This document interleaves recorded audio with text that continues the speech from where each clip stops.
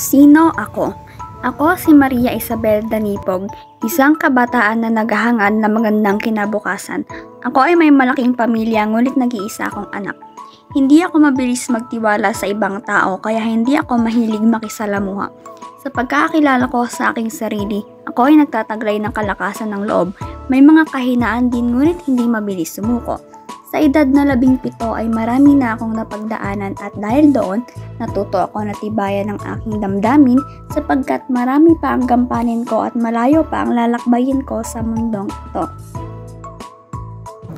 Ano ang layunin ko sa buhay?